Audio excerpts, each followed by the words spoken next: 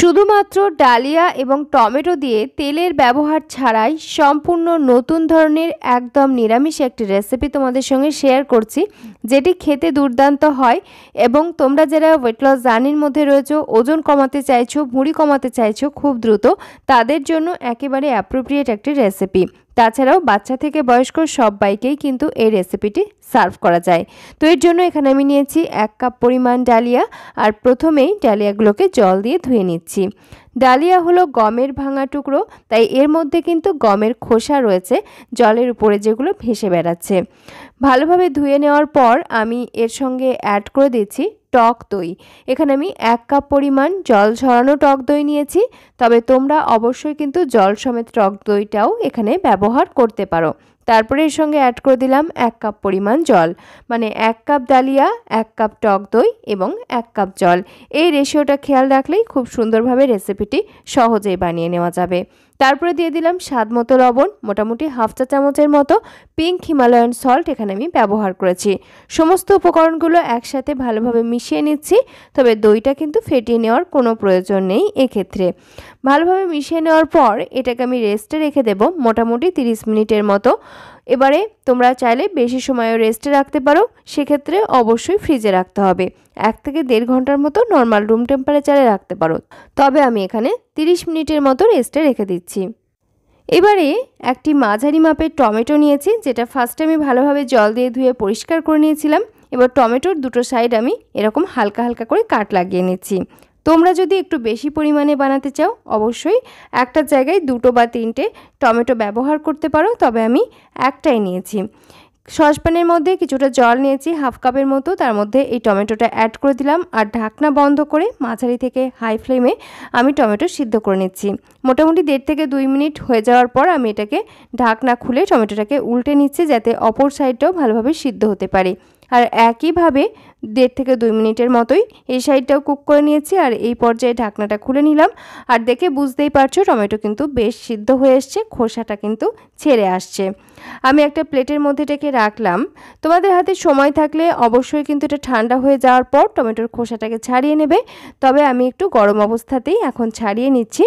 তো দেখো টমেটোর খোসা কিন্তু খুব ইজিলি ছেড়ে গেল। আর টমেটোটা পুরোপুরি সিদ্ধ করে ফেলার দরকার নেই, এক্ষেত্রে জাস্ট খোসাটা ছেড়ে আসবে সেই পর্যায় পর্যন্ত সিদ্ধ করলেই হবে। এরকম হাফ বয়েল করে নেওয়ার পর ছুরি দিয়ে আমি এটাকে এভাবে স্ম্যাশ করে নিলাম। তোমরা চাইলে ব্লেন্ডারে দিয়ে ব্লেন্ড করেও নিতে পারো। টমেটোর মুখের দিকের যে শক্ত অংশ সেটাকে আমি এইভাবে করে বাদ দিয়ে দিলাম। এখন একটা কড়াই গরম করে তার মধ্যে নিয়ে নিলাম 2 থেকে 3 ফোঁটার মতো সর্ষের তেল, যেটা কিন্তু টোটালি অপশনাল। শুকনো কড়াইতেই তোমরা কিন্তু আমার মতো এরকম 5 ফোড়ন অ্যাড করে দিতে পারো। আমি এখানে 1 চিমটের মতো চিলি ফ্লেক্স অ্যাড করলাম স্বাদের জন্য, এর মধ্যে একটা স্পাইসি ব্যাপার আনার জন্য। তারপরে দিয়ে দিলাম 1 চিমটের মতো হলুদের গুঁড়ো। সমস্ত কিছু একসাথে করে নাড়াচাড়া করে নিচ্ছি। চিলি ফ্লেক্সের পরিবর্তে তোমরা এখানে চাইলে কাঁচা লঙ্কা কুচি বা কাঁচা লঙ্কার পেস্ট কিংবা গোলমরিচের গুঁড়ো এগুলো ব্যবহার করতে পারো, তবে আমি ঠিক যেভাবে বানাচ্ছি এইভাবে করে যদি বানাও তাহলে দেখবে টেস্ট কিন্তু দারুণ হয়, স্বাদ মুখে লেগে থাকবে।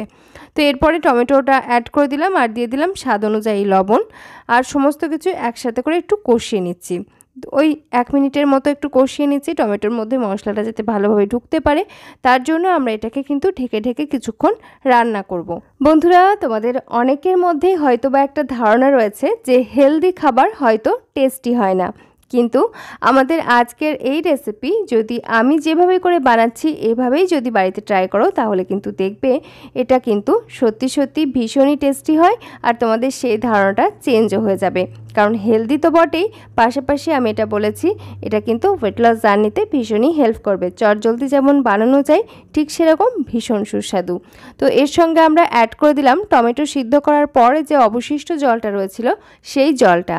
আর গ্রেভির কালারটা কিন্তু দেখে বুঝতেই পারছো ভীষণ সুন্দর হয়েছে।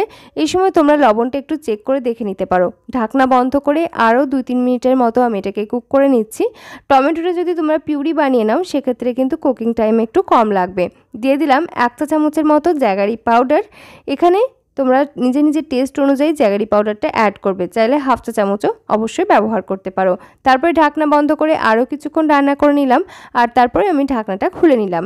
এখানে আমি কোনো রকম জিরের গুঁড়ো, ধনের গুঁড়ো এসব ব্যবহার করছি না। তোমাদের যদি ইচ্ছে হয় অবশ্যই অ্যাড করতে পারো, তবে সিম্পল কয়েকটা উপকরণ দিয়েই এটা কিন্তু ভীষণ সুস্বাদু হয়। একদম লাস্টে আঁচ বন্ধ করে দেওয়ার পর আমি এখানে অ্যাড করে দিচ্ছি কয়েক ফোঁটা পাতিলেবুর রস, আর এটাই কিন্তু ম্যাজিকের মতো কাজ করবে। খুব ভালো করে মিশিয়ে নিচ্ছি, আর তাহলেই কিন্তু তৈরি হয়ে যাচ্ছে আমাদের দারুণ সুস্বাদু টমেটোর একটা রেড চাটনি, যেটা এই নাস্তার সঙ্গে কিন্তু সাইড ডিশ হিসাবে ভীষণই ভালো লাগবে। একটা বাটির মধ্যে ঢেলে এক সাইডে রেখে দিলাম। আর আমরা প্রথমেই যে ডালিয়া ভিজিয়ে রেখেছিলাম টক দই এবং জল দিয়ে, সেটা কিন্তু আমি আধ ঘন্টা পর এখন তোমাদেরকে দেখিয়ে দিচ্ছি। দেখো ডালিয়াগুলো কিন্তু অনেকটাই ফুলে ফুলে গেছে, জলের পরিমাণটা কিছুটা কমে গেছে, মানে ডালিয়া কিন্তু টেনে নিয়েছে, এরকম একটা পর্যায়ে এসে পৌঁছেছে। এখন আমরা একটা বড় সাইজের গ্রাইন্ডার জার নিয়েছি, আর তার মধ্যে পুরো মিশ্রণটাকে নিয়ে নিলাম। এর সঙ্গে কিন্তু আমরা কিছু অ্যাড করছি না, তোমরা যদি ইচ্ছে হয় কাঁচা লঙ্কা অ্যাড করতে পারো, তাছাড়া আর কোনো কিছু অ্যাড করার প্রয়োজন নেই। খুব ভালো করে ব্লেন্ড করে নিয়েছি, আর এরকম একটা জলীয় ব্যাটারে পরিণত হয়েছে। আমি কিন্তু প্রথমেই যে পরিমাণ জল অ্যাড করেছিলাম তার বাইরে আর কোনো রকম জল কিন্তু এখানে ব্যবহার করিনি, আর ব্যবহার করার কোনো প্রয়োজনও নেই। দিয়ে দিলাম 1/4 টিস্পুন পরিমাণ বেকিং সোডা, যেটা কিন্তু তোমরা চাইলে ইনো ব্যবহার করতে পারো বেকিং সোডার পরিবর্তে, সেক্ষেত্রেও কিন্তু পরিমাণটা একই থাকবে, 1/4 টিস্পুন পরিমাণ। খুব ভালো করে মিশিয়ে নিচ্ছি, আর এই মিশিয়ে নেওয়ার সাথে সাথেই কিন্তু আমাদেরকে খাবারটা বানিয়ে ফেলতে হবে। তাই তোমরা যদি চাও ব্যাটারটাকে রেস্টে রাখবে বা ব্যাটারটাকে ফ্রিজে রেখে দেবে আগে থেকে বানিয়ে, সেক্ষেত্রে কিন্তু এই বেকিং পাউডার অ্যাড করার প্রয়োজন নেই, জাস্ট বানানোর আগের মুহূর্তে বেকিং পাউডারটা অ্যাড করে নেবে। তারপর আমি এখানে একটা এরকম প্যান গরম করে নিয়েছি। প্যানটা যখন খুব ভালোভাবে গরম হয়ে গেছে সেই সময় আমি তেল ব্রাশ করে নিচ্ছি।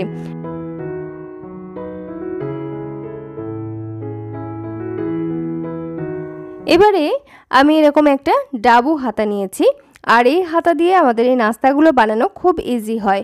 তোমাদেরকে আমি কাছ থেকে আবারও একবার ঘনত্বটা দেখিয়ে দিচ্ছি। তো দেখো ঘনত্বটা কিন্তু এরকম পাতলাই থাকবে। যদি দেখো খুব বেশি ঘন হয়ে গেছে তাহলে সামান্য জল অ্যাড করে নেবে, আর যদি দেখো এর থেকে পাতলা হয়েছে তাহলে তেমন একটা সমস্যা কিছু নেই। তো এরপরে আমরা প্যানটা তো ভালোভাবে গরম করেই রেখেছিলাম এবং তেল ব্রাশ করে রেখেছিলাম, এর মধ্যে এক হাতা ব্যাটার দিয়ে দিলাম, আর ব্যাটারটাকে এরকম আস্তে আস্তে করে চারিদিকে গোল করে চাড়িয়ে নিলাম। ফ্লেম রয়েছে মাঝারি থেকে হাইয়ের দিকে, আর এরপরে কিন্তু ফ্লেম বাড়ানো কমানো করার কোনো প্রয়োজন নেই। একইভাবে মাঝারি থেকে হাইয়ের দিকে ফ্লেমটা রেখে এই নাস্তাগুলো খুব সহজেই ঝটপট করে বানিয়ে ফেলা যায়। এক একটা এরকম পিঠা হতে আমার সময় লাগছে 30 সেকেন্ড করে। দেখলে দেওয়ার সাথে সাথেই কিন্তু প্যান ছাড়তে শুরু করলো, আর তারপরে আমি তুলে নিলাম। উল্টে নেওয়ারও প্রয়োজন নেই, কারণ উপরের সাইডটা সুন্দরভাবেই কিন্তু কুক হয়ে যায়, যেহেতু এগুলো ভীষণই একদম পাতলা। তো তারপরে দ্বিতীয় আমি তোমাদেরকে আরও একটা বানিয়ে দেখাচ্ছি। তো দেখো এটা কিন্তু দেওয়ার সাথে সাথে এরকম জালি জালি হয়ে গেল, কারণ এই সময় তাওয়াটা কিন্তু ভীষণ গরম রয়েছে। আর তারপরে কিন্তু দেওয়ার 30 থেকে 40 সেকেন্ডসের মাথাতেই দেখবে একটা সাইড, উপরের সাইডটা দেখবে একদম ড্রাই হতে শুরু করেছে এবং নিচের সাইড থেকে হালকা করে কালার ধরতেও শুরু করেছে। সেই সময় এটাকে এইভাবে করে ফোল্ড করেও তুলতে পারো, বা প্রথমটা আমরা যেভাবে করে তুলে নিলাম ওইভাবে করেও তুলে নিতে পারো, অনেকটা পাটিসাপটার মতো বা অনেকটা সরু চাকলির মতো, যে যেটা খুশি বলতে পারো। তো এইভাবে করে তৈরি হয়ে গেল। এবারে আমরা পরিবেশন করে নিচ্ছি। হাতে যদি মাত্র 10 থেকে 12 মিনিট সময় থাকে তাহলে কিন্তু এই নাস্তাগুলো খুব সহজেই বানিয়ে নেওয়া যায়, আর যদি ব্যাটারটা আগের থেকে বানিয়ে রাখা যায় তাহলে 5-7 মিনিটে একদম রেডি হয়ে যায়। খেতে দুর্দান্ত হয়, আর বাচ্চা থেকে বয়স্ক সবার ভীষণ পছন্দ হবে। আর এটা সকালের ব্রেকফাস্ট, দুপুরের লাঞ্চ বক্স, এমনকি রাত্রের ডিনার, বিকেলের টিফিন সব ক্ষেত্রেই একদম ভীষণ ভাবে পরিবেশন করা যায়, খেতে দুর্দান্ত। আর এই যে চাটনিটা আমরা বানিয়ে নিয়েছি, এই চাটনিটা কিন্তু যেমন রুটি পরোটার সাথে ভালো লাগে ঠিক সেরকম ভাত, পোলাও সব কিছুর সাথেই ভীষণ ভালো লাগবে।